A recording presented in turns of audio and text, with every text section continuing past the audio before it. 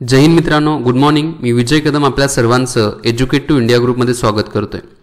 तर जे 500 महत्त्वाचे करंट अफेअर्सचे जे मुद्दे आहेत त्याच्यामधील हे दुसऱ्या नंबरचं लेक्चर आहे. पहिलं लेक्चर मी अपलोड केलेलं आहे, बऱ्याच लोकांनी ते बघितलेलं आहे. हे दुसरं लेक्चर आहे, याच्यामध्ये मी 10 महत्त्वाचे मुद्दे डिस्कस करणार आहे. असे 10 महत्त्वाचे 10, 12, 15 असे महत्त्वाचे टॉपिक मी एकत्रित घेऊन तुमच्यापर्यंत त्या लेक्चरची एक प्लेलिस्ट पाठवणार आहे, जेणेकरून एक साधारणतः महत्त्वाचे 500 टॉपिक जे आहेत ते तुमचे कव्हर होतील. त्याच्यावरती जास्त प्रश्न येऊ शकतात असं जे वाटत आहे तेच मी टॉपिक महत्त्वाचे मुद्दे कव्हर करण्याचा प्रयत्न करत आहे. बाकी एज्युकेट टू इंडिया ग्रुपचं टेलिग्राम चॅनेल आहे, याच्यावरती या सर्वांच्या नोट्स मी अपलोड करत आहे या लेक्चरच्या PDF च्या फॉर्मॅटमध्ये. तर तिथे जाऊन तुम्ही काय करू शकता, घेऊ शकता. आणि एज्युकेट टू इंडिया ग्रुपचं जे यूट्यूब चॅनल याला नक्कीच सबस्क्राईब करून शेजारचं बेल आयकॉन प्रेस करा, जेणेकरून अशा प्रकारच्या व्हिडिओचे नोटिफिकेशन तुमच्यापर्यंत येतील. आणि हे सर्व लेक्चर्स मी घेतलेले आहेत. हे सर्व लेक्चर्स पण तुम्हाला एज्युकेट टू इंडिया ग्रुपच्या यूट्यूब चॅनलच्या प्लेलिस्टमध्ये गेला तर तुम्हाला भेटतीलच. ठीक आहे, तर चला आपण बघूया आजचे या 500 महत्त्वाच्या करंट अफेअर्स मुद्द्यामधील आणखी महत्त्वाचे मुद्दे कोणते आहेत ते आत्ता 10 आपण बघणार आहोत. पहिला मुद्दा जो आहे तो जिनेव्हा कराराच्या बाबतीमध्ये आहे. आता जिनेव्हा करार कशा संदर्भात आहे बघा. हा करार जो आहे तो युद्ध कैदी आणि नागरिकांसंदर्भातील हा करार आहे. बघा, मागच्या वर्षी फेब्रुवारी 2019 मध्ये पुलवामा जो अटॅक झाला होता, त्या पुलवामा अटॅकच्या बाबतीमध्ये भारताचे एअरफोर्स ऑफिसर अभिनंदन यांच्या मार्फत पाकिस्तानमधील जे पाकिस्तानचे F-16 विमान पाडण्यात आलेलं होतं. पण एक दुर्दैवानं ते पाकिस्तानच्या एरियामध्ये पडलेले होते, त्यावेळेला त्यांना अटक वगैरे करण्यात आलेली होती. तर त्यावेळेला हा जो जिनेव्हा करार जो आहे, या जिनेव्हा कराराच्या अंतर्गत जे युद्ध कैदी असतील त्याचबरोबर ज्या नागरिकांना जर अटक केली असेल परकीय देशांच्या मार्फत किंवा शत्रू देशांच्या मार्फत, तर त्याच्यामध्ये नक्की शिफारसी काय देण्यात आलेली आहेत त्या संदर्भात माहिती या जिनेव्हा करारामध्ये देण्यात आलेली आहे. आता जिनेव्हा कराराची सुरुवात बघा 1864 पासून करण्यात आलेली होती. फर्स्ट टाइम त्याला इम्प्लिमेंट करण्यात आलेलं होतं. तेच थोडक्यात 1964 ला पहिल्यांदा तयार करण्यात आला होता जिनेव्हा करार.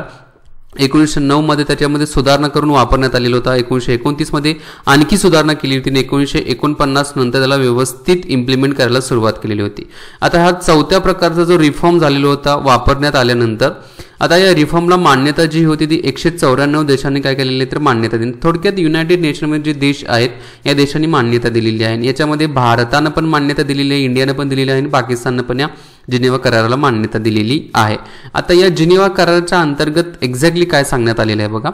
जसं आपले जे काही एअरफोर्स ऑफिसर अभिनंदन जे पाकिस्तानच्या एरियामध्ये पडले होते, म्हणजे तिथे त्यांचं जे काही विमान क्रॅश झालेलं होतं त्यावेळेला त्यांना मारहाण पण करण्यात आली होती. पण या जिनेव्हा करारामध्ये काय सांगितलं की मारहाण अजिबात करायची नाहीये. म्हणजे जे परकीय देशातील परकीय शत्रू देशातील एखादा सैनिक जर सापडला असेल तर त्याला युद्ध कैदी म्हटलं जातं. तर या युद्ध कैद्याला मारहाण अजिबात करायचं नाही. त्याचबरोबर त्या युद्ध कैद्याचा अपमान करायचा नाही किंवा त्या नागरिकाचा अपमान करायचा नाही. कोणत्याही प्रकारची भीती त्या अधिकाऱ्याला दाखवायची नाही, त्या सैनिकाला दाखवायची नाही असं सांगितलेलं आहे. त्याचबरोबर त्या देशात परत पाठवणे असं या जिनेव्हा करारामध्ये सांगितलेलं आहे. आपले जे काही एअरफोर्स ऑफिसर जे होते अभिनंदन यांना परत भारतामध्ये पाठवण्यातच आलेलं होतं, पण त्यांना मारहाण केलेली होती. आता ही मारहाण जी होती तिथल्या लोकल लोकांच्या मार्फत, म्हणजे तिथे जे लोकल लोक होती ना त्यांच्या मार्फतच करण्यात आलेली होती असं सांगण्यात आलेलं होतं. डोळ्याला वगैरे त्यांना लागलेलं होतं बघा. तुम्ही जर ते बघितलं असेल तर तुम्हाला सर्वांना ते आठवत असेल. तर त्यांना मारहाण करणं हे काय जिनेव्हा कराराचं उल्लंघन होतं. पण एक्झॅक्टली ही मारहाण जी होती तर त्या पाकिस्तानच्या सैनिकांच्या मार्फत न करता तेथील लोकांच्या मार्फत मारहाण करण्यात आलेली होती असं म्हणण्यात आलेलं होतं बघा. आणि याच्यामध्ये सांगितलेलं आहे की मारहाण वगैरे करायचं नाही. आणखी पुढे काय दिलेलं आहे बघा. त्यांच्यावरती खटला चालवला जाऊ शकतो. म्हणजे जो युद्ध कैदी आहे त्याच्यावरती खटला चालवला जाऊ शकतो किंवा त्यांना तुरुंगात टाकलं जाऊ शकतं. आता नागरिकांच्या बाबतीमध्ये बघा, आत्ताच बघा कुलभूषण जाधव यांची केस चालू आहे. ते इराणमध्ये होते. इराणमधूनच त्यांना अटक करण्यात आलेली होती बघा पाकिस्तानच्या मार्फत. तर ते काय करतायत तर स्पाय म्हणजे हेरगिरी करतायत असं पाकिस्तानचं मत होतं. आता हे भारतीय नागरिकच होते. इराणमध्ये त्यांच्या बिझनेसच्या रिलेटेड ते तिथे गेलेले होते आणि ते इंडियन नेव्हीचे एक रिटायर ऑफिसर पण होते. सो यांना अटक केलेली आहे आणि त्यांच्यावरती खटला पण चालू आहे बघा. पाकिस्तानमध्ये खटला चालू होता पाकिस्तानच्या सर्वोच्च न्यायालयामध्ये. आणि हाच खटला आत्ताच्या घडीला युनायटेड नेशनच्या आंतरराष्ट्रीय न्यायालय जे इंटरनॅशनल जे कोर्ट आहे त्याच्यामध्ये पण या संदर्भात खटला चालू आहे बघा. म्हणजे खटला चालवला जाऊ शकतो असं सांगितलेलं आहे. पण आणखी काय सांगितले बघा, जात, धर्म, जन्मस्थान या कारणावरून त्यांच्यावरती भेदभाव न करता त्याचबरोबर याची विचारणा अजिबात करायची नाहीये. कोणाला? तर त्या व्यक्तीला, अटक कैदी केलेल्या व्यक्तीच्या बाबतीमध्ये त्यांना जे आवश्यक असणारं जेवण असेल, गरजेच्या वस्तू ज्या आहेत त्या पुरवणे पण काय आहे तर या करारामध्ये सांगितलेलं आहे.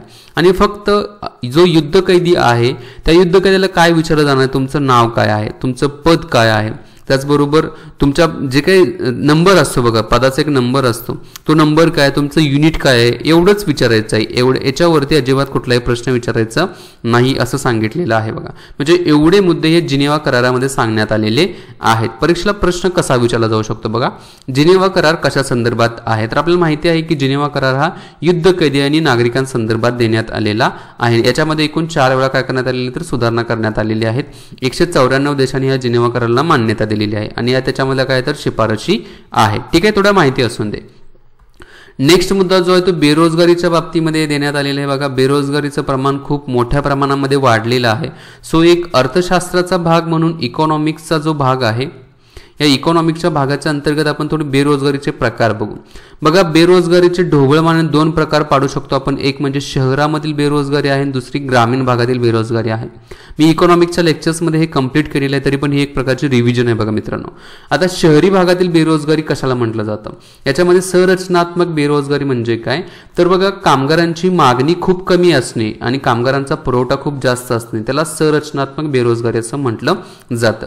उदाहरणार्थ आपण याच्यासाठी काय उदाहरण घेऊ शकतो? कामगारांचे म्हणा किंवा MPSCचं उदाहरण आपण घेऊ. साधारणतः एक मी उदाहरणार्थच बोलत आहे बघा. MPSC मध्ये जागा साधारणतः आत्ताच्याकडे 200 जागा आहेत राज्यसेवेच्या आणि फॉर्म भरताना 2 लाख मुलांच्या मार्फत काय केलं जातं तर फॉर्म भरून परीक्षा वगैरे दिली जातात. म्हणजे ही एक प्रकारे संरचनात्मकच बेरोजगारीचा भाग आला ना. 200 जागासाठी 2 लाख मुलांच्या मार्फत अर्ज केला जात आहे, परीक्षा दिली जात आहे. म्हणजे मागणी कमी आहे, 200च पाहिजेत, पुरवठा किती आहे 2 लाखचा आहे. याला संरचनात्मक बेरोजगारी असं म्हटलं जातं. आता शहरामधील म्हटल्यामुळे याला काय म्हणणार, शहरामध्ये ज्या मोठ्या मोठ्या इंडस्ट्रीज ज्या आहेत त्या इंडस्ट्रीमध्ये व्हॅकन्सीज खूप कमी असतात, फक्त इथे मागणी काय असते कमी असते पण पुरवठा जास्त असतो, त्याला संरचनात्मक बेरोजगारी असं म्हटलं जातं. दुसरी जी बेरोजगारीचा प्रकार जो आहे तो शैक्षणिक बेरोजगारी आपण म्हणणार आहे. आता एज्युकेशनल अनएम्प्लॉयमेंट म्हणजे काय की शिक्षण खूप चांगलं झालेलं असलं तरीही काय केलं जातं की कमी याच्यावरती जॉब केला जात आहे, कमी प्रतीचा जॉब किंवा कमी प्रतीची नोकरी केली जाते. बघा, मागच्या काही दिवसामध्ये एक असं आलं होतं की एक असा विद्यार्थी होता, त्यानं IIT मधून MTech केलेलं होतं आणि त्या विद्यार्थ्यानं काय केलं, रेल्वेमध्ये एक जे रूल्स वगैरे आहेत ना, त्या रेल्वे रूल्सची काळजी घेणारे जे असतात तर त्याच्यासाठी क्लास 4चं जे पद होतं त्याच्यासाठी अप्लाय करून त्या पदावरती त्यांनी जॉब घेतलेला होता. म्हणजे इथं काय झालं, एक प्रकारचे शैक्षणिक बेरोजगारीच आलं ना. आता शैक्षणिक बेरोजगारी आणि कमी प्रतीची बेरोजगारी कंबाईन झाली बघा. इथं कमी प्रतीची बेरोजगारी म्हणण्याचं कारण म्हणजे IIT मधून MTech केलेला आहे आणि क्लास 4चा जॉब करत आहे, म्हणजे कमी प्रतीची बेरोजगारी. आणि शैक्षणिक बेरोजगारी म्हणजे काय की कितीही चांगलं शिक्षण घेतलं असलं तरी कोणत्याही प्रकारची नोकरी न भेटणे, त्यालाच काय म्हणणार आपण, शैक्षणिक बेरोजगारी म्हणणार आहे. चौथा प्रकार जो आहे तो घर्षणात्मक बेरोजगारी कशाला म्हटलं जातं.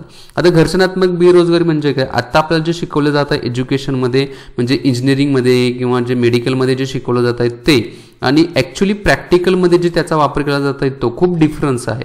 मग प्रॅक्टिकली काय केलं जातं की आधुनिक टेक्नॉलॉजी वगैरे आहेत आत्ताच्या वेळेला, म्हणजे आर्टिफिशियल इंटेलिजन्सी आहे, त्याचबरोबर क्लाउड कॉम्प्युटिंग आहे.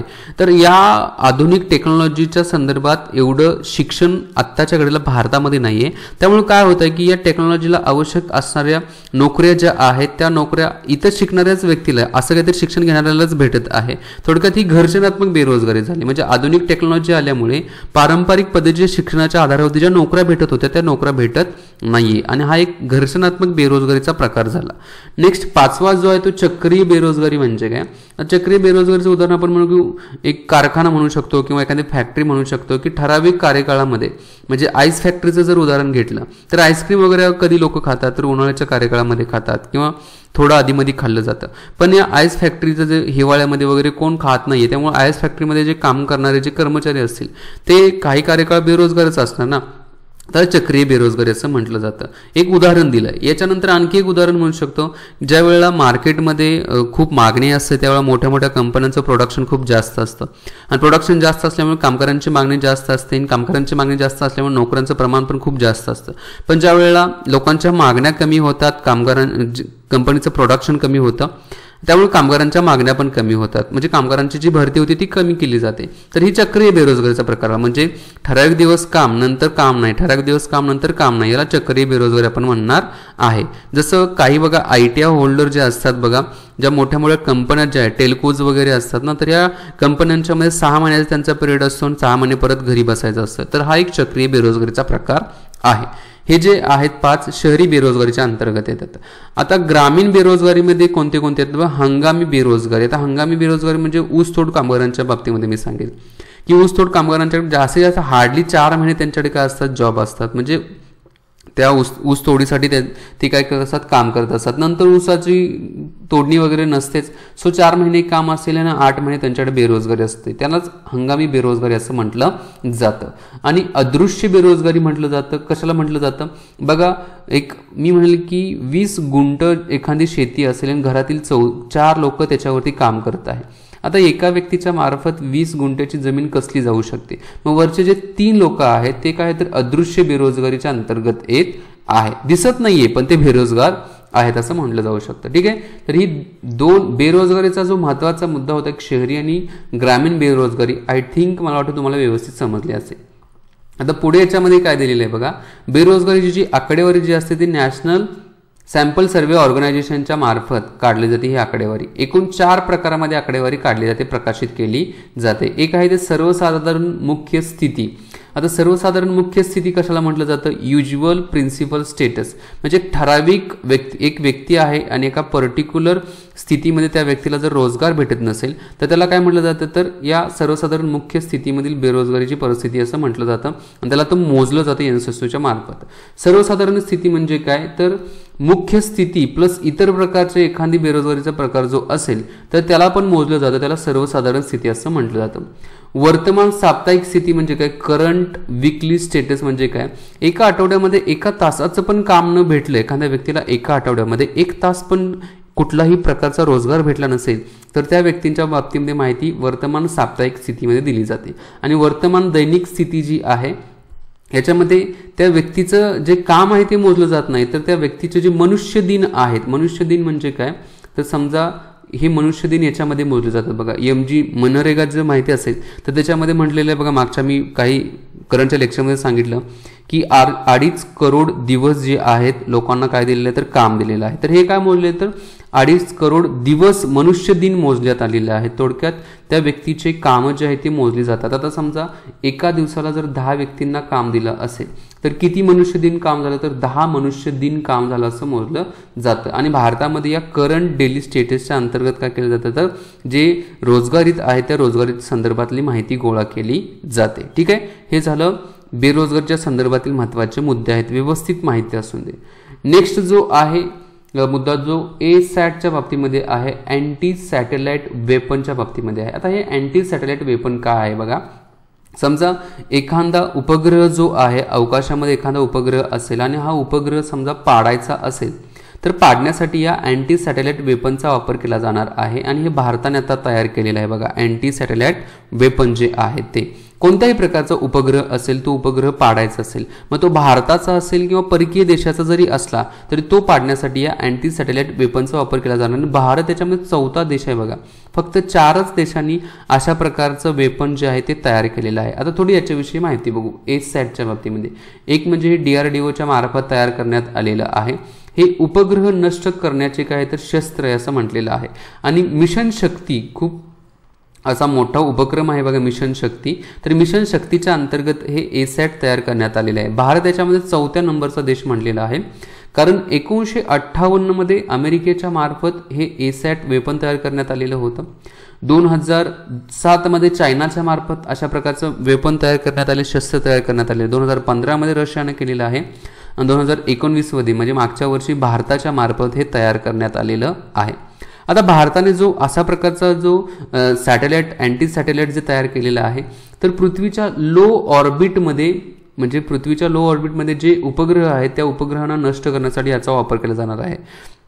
तर लो ऑर्बिटमध्ये म्हणजे काय, साधारणतः म्हणेल की मी पृथ्वीपासून एक 2000 किलोमीटरच्या अंतरावरती जे उपग्रह येणार आहे त्या उपग्रहांना नष्ट करण्यासाठी या अँटी सॅटेलाइट वेपनचा वापर केला जाणार आहे. समजा एखादा पाकिस्तानचा एखादा ग्रह असेल, उपग्रह असेल आणि तो भारतावरती नजर ठेवत असेल आणि तो भारताच्या ऑर्बिटमध्ये आला, लो ऑर्बिटमध्ये आला, तर अँटी सॅटेलाइट वेपनच्या मार्फत हा पाकिस्तानचा उपग्रह जो आहे तो काय केला जाऊ शकतो, तर नष्ट केला जाऊ शकतो. यासाठी या ASATचा वापर केला जाणार आहे. आणि याची चाचणी बघा ओडिशामधील चंडीपूर या ठिकाणी काय करण्यात आली, तर यशस्वी झालेली आहे. ठीक आहे. नेक्स्ट चौथा मुद्दा जो आहे तो मराठा रिझर्वेशनच्या बाबतीमध्ये आहे. बघा आता मराठा रिझर्वेशन पहिल्यांदा 16% देण्यात आलेलं होतं, नंतर सर्व उच्च न्यायालयाच्या मार्फत त्याच्यावरती स्टे आला आणि त्याच्यामध्ये बघा एक बदल करण्यात आलेला आहे या आरक्षणाच्या बाबतीमध्ये. आता कसं आरक्षण दिलेलं आहे, तर 12% नोकऱ्यांच्या मध्ये आरक्षण दिलेलं आहे आणि 13% शिक्षणामध्ये आरक्षण देण्यात आलेलं आहे मराठा आरक्षणासंदर्भात. आत्ताच्या घडीला आपण विचार केला तर ओबीसीसाठी महाराष्ट्रामध्ये 19% आरक्षण आहे, SC साठी 13% आहे, ST साठी 7% आहे, VJNT जे आहे त्यांच्यासाठी 10% आहे, 2% SBCच्या बाबतीमध्ये आहे, 10% केंद्राचं रिझर्वेशन आहे बघा आर्थिकदृष्ट्या मागासवर्गीयांच्या बाबतीमध्ये. ओके. आणि इतर जे रिझर्वेशन म्हणजे येतात ते आता मराठा रिझर्वेशन त्याच्यामध्ये ऍड होत आहे. आता एक अशी गोष्ट इथं आपल्याला जाणवते बघा, जे आरक्षणाच्या संदर्भात जे भारताच्या संविधानामध्ये कलम देण्यात आले, कलम 15 मधला क्लॉज 4, त्याचबरोबर किंवा उपकलम कलम म्हणून कलम 16 मधील उपकलम 4 जे आहे, ही जी 2 कलम आहेत तर रिझर्वेशनच्या बाबतीमध्ये आहेत. फक्त इथं रिझर्वेशनचा उल्लेख कशा संदर्भात आहे, तर इथं रिझर्वेशनचा उल्लेख जो आहे शैक्षणिक त्याचबरोबर आर्थिक इकॉनॉमिकल विकर सेक्शनच्या बाबतीमध्ये देण्यात आलेले. इकॉनॉमिकल विकर सेक्शन या आधारावरती बघा SC त्याचबरोबर ST संदर्भात रिझर्वेशन देण्यात आलेलं आहे. त्याचबरोबर आणखी रिझर्वेशनचा उल्लेख बघा भारतीय संविधानातील कलम 46 जे आहे मार्गदर्शक तत्वामध्ये, त्याच्यामध्ये पण रिझर्वेशनच्या बाबतीमध्ये माहिती देण्यात आलेली आहे, उल्लेख करण्यात आलेला आहे.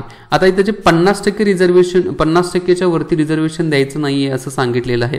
जी इंदिरा साहनी केस झाली होती 1992 मध्ये, त्याच्यामध्ये सर्वोच्च न्यायालयाच्या मार्फत हा निकाल दिला होता की 50%च्या वरती रिझर्वेशन दिलं जाणार नाही असं सांगितलं होतं. पण बघा अपवादात्मक बघा महाराष्ट्रामध्ये ऑलरेडी 52% रिझर्वेशन होतं, आता त्याच्यामध्ये 12% ऍड झालं नोकऱ्यांच्या संदर्भात आपण म्हणू, म्हणजे 64 आणि 65% 2 टप्प्यामधलं रिझर्वेशन आहे. नोकऱ्या संदर्भात घेतलं तर 64%, शिक्षणासंदर्भात घेतलं तर 65% रिझर्वेशन देण्यात आलेलं आहे. आता याच्यामध्ये आपण आणखी ऍडिशन काय करू शकतो, 10% इथलं रिझर्वेशन जे केंद्राच्या मार्फत दिलेलं, म्हणजे हे 50% क्रॉस करून कधीच गेलेलं आहे. एका साईडला जर तुम्ही तमिळनाडूचं मधलं रिझर्वेशन बघितलं तर 69% तमिळनाडूमधलं रिझर्वेशन राज्याच्या मार्फत आणि 10% केंद्राने दिलेलं रिझर्वेशन, टोटल 79% सर्वात जास्त रिझर्वेशन तमिळनाडूमध्येच गेलेलं आहे. पण तमिळनाडूच्या पुढे बघा छत्तीसगड पण गेलं, छत्तीसगडनं पण 82% रिझर्वेशन देण्यात आलेलं आहे. म्हणजे रिझर्वेशनचं प्रमाण खूप वाढत चाललेलं आहे. आता हे रिझर्वेशन फायदेशीर आहे का, काही प्रमाणामध्ये फायदेशीर आहे, काही प्रमाणामध्ये फायदेशीर नाही. कारण फायदेशीर का नाहीये, काही ठिकाणी बघा काही ज्या आपण म्हणू की कम्युनिटीज ज्या आहेत त्या प्रगत झालेल्या आहेत आणि त्या प्रगत झालेल्या कम्युनिटीला पण अजून पण रिझर्वेशन दिलं जात आहे. आणि रिझर्वेशनचा तोटा काय होते की जे ऑलरेडी इकॉनॉमिकल विकर आहेत त्यांच्यापर्यंत पाहिजे ते आरक्षण जात नाही, पण ज्यांना ऑलरेडी आरक्षण भेटत आहे त्यांच्यापर्यंत जात आहे. सो याच्यामध्ये थोडा बदल असा केला जाऊ शकत होता किंवा करायला पाहिजे. एका ठराविक लेवलला जर एखाद्या जातीची किंवा एखाद्या गटाची जर प्रगती झाली असेल तर त्यांचं रिझर्वेशन काय करण्यात आलं पाहिजे, तर थांबवता आलं पाहिजे होतं. असं काहीतरी यंत्रणा या घटनेमध्ये समाविष्ट करणं काय होतं, गरजेचं होतं. बघूया काही त्याच्यावरती सर्वोच्च न्यायालयाच्या मार्फत भविष्यामध्ये काही निकाल दिला जात आहे का नाहीये, त्याच्याविषयी आपल्याला येणाऱ्या कार्यकाळामध्ये माहिती भेटेलच. फक्त आपल्याला माहिती काय पाहिजे, 12% नोकऱ्यांच्या मध्ये रिझर्वेशन मराठ्यांना देण्यात आलेलं आहे आणि 13% शिक्षणामध्ये रिझर्वेशन देण्यात आलेलं आहे. नेक्स्ट मुद्दा जो आहे तो स्वच्छ भारत अभियानाच्या बाबतीमध्ये आहे. 2 ऑक्टोबर 2014 पासून स्वच्छ भारत अभियान चालू करण्यात आलं होतं. 5 वर्षामध्ये पूर्णपणे स्वच्छ असेल असं सांगण्यात आलं होतं. आणि 2019 अखेर काय करण्यात आले तर त्याच्या संदर्भातली माहिती देण्यात आलेली आहे. बघा एकूण 9,06,00,000 काय करण्यात आले, शौचालय बांधण्यात आलेली आहेत बघा या 5 वर्षामध्ये. 5.6 लाख काय आहे तर ओपन डेफिकेशन फ्री म्हणजेच उघड्यावरती शौच केलं जात होतं, तशी 5.6 लाख गावे काय झाली तर मुक्त झालेली आहेत. त्याचबरोबर प्रॉपर वेस्ट मॅनेजमेंट जो आहे, कचऱ्याचं वगैरे प्रॉपर मॅनेजमेंट केलं जात आहे. घंटागाडी वगैरे येत असेल तर ते घंटागाडीच्या मार्फत वेस्ट मॅनेजमेंट केलं जात आहे. डिजिटल साक्षरता पण खूप मोठ्या प्रमाणामध्ये वाढत चाललेली आहे. भारतामधील जवळजवळ 2 करोड लोक काय झाले डिजिटल साक्षर झालेले आहेत. त्याचबरोबर कॉमन सर्व्हिस सेंटर जे आहे ते ग्रामीण भागामध्ये चालू केल्यामुळे डिजिटल संदर्भातील सर्व माहिती ग्रामीण भागातील लोकांच्यापर्यंत पण गेलेली आहे. आणखी एक इंटरनेटची जी सुविधा आहे या भारत नेटच्या मार्फत इंटरनेटची सुविधा पण लोकांच्यापर्यंत पोहोचवण्यात आलेली आहे. तर एवढ्या महत्त्वाच्या गोष्टी या स्वच्छ भारत अभियानाच्या अंतर्गत घडलेल्या असं सांगितलेलं आहे. नेक्स्ट मुद्दा जो आहे तो गांधीपीडियाच्या बाबतीमध्ये आहे बघा. गांधीपीडिया काय आहे तर गांधीजींच्या केलेल्या कार्याच्या बाबतीमध्ये सर्व माहिती या गांधीपीडियावरती भेटणार आहे. थोडक्यात गांधीजींच्या मूल्यांच्या विषयी माहिती जी आहे या गांधीपीडियामध्ये भेटणार आहे. 2 ऑक्टोबर 2019 रोजी काय करण्यात आले तर गांधीपीडिया जे आहे ते लॉन्च करण्यात आले. जसं आपण विकिपीडिया वापरतो, विकासपीडिया जे आहे इकॉनॉमिक्सच्या बाबतीमध्ये तुम्हाला काही प्रश्न वगैरे पडत असतील तर विकासपीडियाच्या अंतर्गत तुम्ही माहिती घेऊ शकता. वेगवेगळ्या योजना वगैरे आहेत. तुम्ही गुगलवरती जाऊन विकासपीडिया जरी सर्च मारलं तर भारताच्या सर्व योजना, सर्व आर्थिक बाबींचे मुद्दे सर्वचे सर्व तुम्हाला विकासपीडियावरती मिळतील. त्याचबरोबर एन्सायक्लोपीडिया जे आहे, नंतर विकिपीडिया जे आहे, तर हे सर्व जे आहेत आपल्याला माहिती देणारे काय तर सोर्स आहेत. आता गांधीपीडिया जी आहे गांधीजींच्या मूल्यांची माहिती दिली जाते. 2 ऑक्टोबर 2019ला लॉन्च करण्यात आलेला आहे. राष्ट्रीय विज्ञान संग्रहालयाच्या मार्फत ह्याला काय करण्यात आलं तर तयार करण्यात आलेले गांधीपीडियाला. 140वी जी गांधीजींची जयंती होती 2019ला त्यावेळेला राजघाट या ठिकाणामध्ये गांधीजींची गांधी स्मृती आहे बघा, तर त्यावेळेला याचं लॉन्चिंग करण्यात आलेलं आहे. त्याचबरोबर 2 ऑक्टोबर जो हा दिवस आहे तो जागतिक अहिंसा दिवस म्हणून युनायटेड नेशनच्या मार्फत काय केला जातो तो साजरा केला जात आहे. गांधीजींच्या बाबतीमध्ये बघा मी 2 स्पेशल लेक्चर बनवलेले आहे. तुम्ही हिस्ट्रीची लेक्चर सिरीज बघितली, 27 काहीतरी लेक्चर्स आहेत, त्याच्यामध्ये शेवटचे 2 लेक्चर जे आहे ते गांधीजींच्या बाबतीमध्ये आहे. व्यवस्थित माहिती दिलेली आहे, फॅक्ट्स आहेत, ते लेक्चर तुम्ही नक्कीच बघा. ठीक आहे. नेक्स्ट मुद्दा जो आहे तो स्टडी इन इंडिया. जसं बघा भारतामध्ये लोक परकीय देशामध्ये शिकायला जातात, तसं परकीय देशातील लोकांनी पण भारतामध्ये, मुलांनी, स्टुडंट्सनी भारतामध्ये पण शिकायला यायला पाहिजे ना. आणि या उद्देशानंच मग हायर एज्युकेशनच्या संदर्भात स्टडी इन इंडिया जो आहे तो भारत सरकारच्या मार्फत कार्यक्रम चालू केलेला आहे. उद्देश काय बघा, परदेशी विद्यार्थ्यांना भारतात शिक्षण घेण्यासाठी आमंत्रित करणे. बघा पूर्वी इतिहासामध्ये तुम्ही गेला तर नालंदा युनिव्हर्सिटी आहे, आता पण नालंदा युनिव्हर्सिटी आहे, आता त्याचं नूतनीकरण करण्यात आलेले. तर नालंदा युनिव्हर्सिटी जी इसवी सन पूर्वच्या काळामध्ये चायनामधील, त्याचबरोबर इतर जे काही देश आहेत, मंगोलिया असेल, रशिया असेल, इकडच्या साईडला साऊथ कोरिया, जपान वगैरे, इकडची स्टुडंट्स या नालंदा युनिव्हर्सिटीमध्ये शिकायला येत होती. पण आता काय झालं की भारतातीलच लोक परकीय देशामध्ये शिकायला जात आहे. सो परकीय देशातील स्टुडंट्सना भारतामध्ये शिकण्यासाठी आमंत्रित करण्यासाठीच हे जागतिक दर्जाचं शिक्षण देण्यासंदर्भात स्टडी इन इंडिया हा भारताने काय केलेला आहे तर एक प्रकारे कार्यक्रम चालू केलेला आहे. याच्या अंतर्गत मोठे मोठे रिसर्च असतील, इनोव्हेशन असतील, याच्यावरती जास्त भर दिला जाणार आहे. आता भर कशावरती असला पाहिजे, आर्टिफिशियल इंटेलिजन्सी, रोबोटिक्स खूप आधुनिक पद्धतीने वाढत चाललेलं आहे. भारतामध्ये पण वाढत आहे, जगामध्ये तर भयंकर वाढत आहे. सो आर्टिफिशियल इंटेलिजन्सीवरती पण भर दिला पाहिजे. क्लाउड कॉम्प्युटिंग आहे याच्यावरती पण भर दिला पाहिजे. डेटा सायन्स जो आहे, डेटा खूप महत्त्वाचा झालेला आहे बघा, विज्ञान आपण म्हणू, तर याच्यावरती पण खूप भर दिला जात आहे. सो अशा प्रकारचं एज्युकेशन भारतामध्ये दिलं पाहिजे. परकीय देशातील विद्यार्थ्यांच्यासाठीच नाही आहे तर भारतीय विद्यार्थ्यांना पण अशा प्रकारचं शिक्षण देणं पण काय गरजेचं आहे. नेक्स्ट मुद्दा जो आहे तो नारी तू नारायणी हा एक महिलांना प्रोत्साहन देण्याचा काय तर कार्यक्रम आहे. आणि महत्त्वाचा उद्देश म्हणजे जेंडर डिस्क्रिमिनेशन केलं जातं बघा, जसं म्हणजे लिंग भेदभाव जो केला जातो तो लिंग भेदभाव कमी करण्याच्या दृष्टिकोनातून नारी तू नारायणी हा एक उपक्रम चालू केलेला आहे. हा एक महिला केंद्रित धोरणाचा भाग आहे आणि याच्या अंतर्गत महिलांना प्रोत्साहन दिलं जाणार आहे. त्याचबरोबर स्वयंसहाय्यता गट जो आहे, आपण याला बिशी वगैरे म्हटलं जातं, ग्रामीण भागामध्ये बघा महिलांची बिशी असं म्हटलं जातं. तर एक स्वयंसहाय्यता गट स्थापन करून, सेल्फ हेल्प ग्रुप स्थापन करून महिलांना उद्योजकामध्ये आमंत्रित करणे, त्यांना उद्योजकाला सहाय्य करणे. त्याचबरोबर 1 लाख प्रत्येक महिलेला मुद्रा योजनेच्या अंतर्गत या सेल्फ हेल्प ग्रुपच्या अंतर्गत काय केलं जाईल, लोन दिलं जाईल, कर्ज दिलं जाईल. या उद्देशानेच नारीतून नारायणी हा कार्यक्रम जो आहे, उपक्रम जो आहे तो चालू करण्यात आलेला आहे. त्याचबरोबर जनधन खात्याच्या महिलांचं आहे, त्यांना 5,000 रुपये ओव्हरड्राफ्ट जो आहे आर्थिक सहाय्याच्या अंतर्गत दिला जाईल, असं या कार्यक्रमाचा उपक्रमाचा काय तर मुख्य भाग आहे. नेक्स्ट मुद्दा जो आहे तो तिहेरी तलाकच्या बाबतीमध्ये, ट्रिपल तलाक म्हणतात त्याला. तर ट्रिपल तलाकच्या विषयी मी थोडक्यात माहिती दिली आहे, फक्त आपण याच्या संदर्भातल्या फॅक्ट्स बघू. आता हा ट्रिपल तलाक जो आहे तो मुस्लिम धर्मामध्ये दिला जात होता, पण याच्या संदर्भात सरकारनं आता कायदा केलेला आहे. तलाक कसा दिला जातो, तोंडी किंवा मेसेजच्या मार्फत, फोनच्या मार्फत किंवा ईमेलच्या मार्फत हा तलाक दिला जात होता. म्हणजे काय केलं जात होतं की एखाद्या पत्नीबरोबर मुस्लिम धर्मातील एखाद्या पतीचं जर भांडण झालं किंवा कोणताही तंटा झाला तर 3 वेळा तलाक तलाक तलाक म्हटलं की त्यांचं जे रिलेशन आहे ते तुटलं किंवा त्यांचं आपण मग डिवोर्स झालं असं म्हटलं जातं. पण हे कुठंतरी बघा आजच्या घडीला चुकीचं आहे असं वाटत होतं. त्या संदर्भात मग कायदा तयार करण्यात आलेला आहे. आता याच्या संदर्भात याचिका बघा शायरा बानो यांच्या मार्फत सर्वोच्च न्यायालयामध्ये 2016 याचिका दाखल करण्यात आलेली होती. आता या तलाकलाच वेगळी पण नावं देण्यात आलेली बघा. तलाक ए बादत असं म्हटलं जातं, तलाक ए मुगलझा असं पण नाव देण्यात आलेलं आहे. बघा ही नावं परीक्षेला विचारली जाऊ शकतात, थोडी माहिती असं दे. आता भारतामध्येच आहे का हा ट्रिपल तलाक? नाही, पूर्ण जगामध्ये या ट्रिपल तलाकचा वापर केला जात होता मुस्लिम धर्माच्या मार्फत. फक्त बाकीच्या जगातील देशांनी काय केलेलं आहे तर या ट्रिपल तलाकला हद्दपार केलेलं आहे. म्हणजे हा ट्रिपल तलाक जो प्रथा होती ती बंद केलेली आहे, पण भारतामध्ये तशीच चालू आहे. सो बाकीच्या देशामध्ये कोणत्या कोणत्या होती बघा. पाकिस्तानमध्ये होती, बांगलादेशमध्ये होती, सायप्रस आहे, UAE आहे, Syria, Iran, Jordan, Egypt, Indonesia, Brunei, Malaysia, Tunisia इत्यादी देशांच्यामध्ये ही ट्रिपल तलाक पद्धत होती, पण त्यांनी हद्दपार केली, नष्ट केली. पण भारतातच आहे. सो भारतामधून पण या पद्धतीला काढून टाकणं पण गरजेचं आहे. त्याच्या संदर्भातच बघा 2019ला ट्रिपल तलाक संदर्भात कायदा तयार करण्यात आलेला आहे. ह्या फॅक्ट्स आहेत मित्रांनो, फॅक्ट्स लक्षात ठेवाव्याच लागतील तुम्हाला. ठीक आहे, पुढे फॅक्ट्स काय देण्यात आलेले बघा.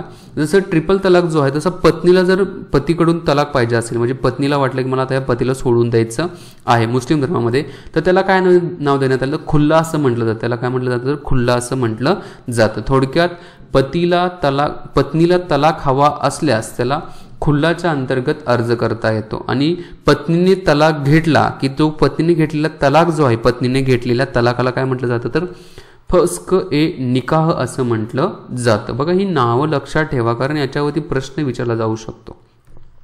आता मुस्लिम धर्मातील महिलांच्यासाठी जे बिल मांडण्यात आलेलं होतं त्यांच्या अधिकारांच्या संरक्षणासंदर्भात, त्याच्या बिलाचं नाव माहिती असून दे बघा. The Muslim woman protection of the right on the marriage bill 2017 असं काय तर त्याचं नाव आहे. 19 सप्टेंबर 2019 पासून याला लागू करण्यात आलेलं आहे. याच्यामध्ये 3 वर्षाची शिक्षा आणि दंड दिला जाईल त्या व्यक्तीला ज्यांनी जो तलाक याचा वापर केलेला आहे. तो प्रथम बघा याचा वापर जो आहे, या कायद्याचा वापर महाराष्ट्रामधील ठाण्यामधील मुंब्रा या ठिकाणी करण्यात आलेला आहे. आणि याच्यामध्ये समजा त्या म्हणजे पती आणि पत्नीच्या मध्ये जर मूल असेल तर त्या मुलाची जी कस्टडी जी आहे ते त्याच्या आईकडे दिली जाईल आणि त्या आईला त्या पतीच्या मार्फत पोटगी देणं पण गरजेचं आहे. आता पोटगीची जी रक्कम आहे ते न्यायालयाच्या मार्फत ठरवली जाईल असं सांगण्यात आलेलं आहे. आणि याच्यामध्ये जी अटक केलेली जी व्यक्ती असणार आहे ती नॉन बेलेबल म्हणजे अजामीनपात्र तो गुन्हा ठरणार आहे. ठीक आहे. 10वा शेवटचा मुद्दा जो आहे तो दादासाहेब फाळके पुरस्काराच्या बाबतीमध्ये आहे. 2019चा दादासाहेब फाळके पुरस्कार जो आहे 2018 साठी दिला जातो बघा. 2018चा जो मिळालेला आहे म्हणजे 2019 मध्ये दिला जातो 18चा पुरस्कार कोणाला देण्यात आलेला आहे तर अमिताभ बच्चन यांना देण्यात आलेला आहे. 2017चा विनोद खन्ना यांना देण्यात आलेला आहे. 2016चा के विश्वनाथ, 2015चा मनोज कुमार, 2014चा शशी कपूर. बघा हे जोड्या लावायला विचारला जाऊ शकतो, सो माहिती असून दे. आता 1969 पासून दादासाहेब फाळके पुरस्कार दिला जातो. दादासाहेब फाळके यांच्या जन्मशताब्दी झाली होती 1969ला, त्यावेळेपासून दिला जात आहे. 10 लाख रुपयांनी सुवर्ण कमळ दिलं जातं बघा. राष्ट्रीय चित्रपट पुरस्कार सोहळा जो असतो त्या सोहळ्यामध्येच हा पुरस्कार देण्यात येतो. पहिल्यांदा दादासाहेब फाळके पुरस्कार कोणाला भेटला होता तर देविका राणी यांना पहिल्यांदा दादासाहेब फाळके पुरस्कार भेटलेला होता 1969 मध्ये. आता महाराष्ट्रातील एकूण किती व्यक्ती आहेत की ज्यांना दादासाहेब फाळके पुरस्कार भेटलेले? एकूण 5 व्यक्ती आहेत. त्यांची नावं आहेत. पहिल्या दुर्गाबाई खोटे आहेत, 1983 मध्ये भेटलेला होता. व्ही शांताराम यांना 1985 मध्ये भेटला होता. लता मंगेशकर यांना 1989 मध्ये भेटला होता. भालजी पेंढारकर यांना 1991 मध्ये भेटलेला होता आणि आशा भोसले यांना 2000 साली भेटलेला होता. अशा एकूण 5 महाराष्ट्रातील व्यक्ती आहेत त्यांना दादासाहेब फाळके पुरस्कार भेटलेला आहे. अमिताभ बच्चन हे कितवे दादासाहेब फाळके पुरस्कार भेटणार तर 50वे अमिताभ बच्चन आहे. 15th म्हणजे अमिताभ बच्चनने काय केलं तर दादासाहेब फाळके पुरस्कार जिंकलेला आहे. ठीक आहे. तर मित्रांनो ह्या महत्त्वाच्या फॅक्ट्स होत्या, महत्त्वाचे मुद्दे होते, व्यवस्थित समजून घ्या. त्याचबरोबर याच्या संदर्भातल्या नोट्स पण काढा. वाटल्यास याच्या नोट्स पण मी टेलिग्राम चॅनलवरती मी अपलोड करत आहे, तिथून तुम्ही जाऊन घेऊ शकता. फक्त एवढंच करा की ही व्हिडिओ जी आहे जास्तीत जास्त मित्रांच्या बरोबर शेअर करा, जेणेकरून त्यांनाही याचा फायदा होईल. मी तर थांबतो. व्हिडिओ आवडले असेल लाईक, शेअर, सबस्क्राईब नक्कीच करा. जय हिंद, जय महाराष्ट्र, जय भारत, वंदे मातरम.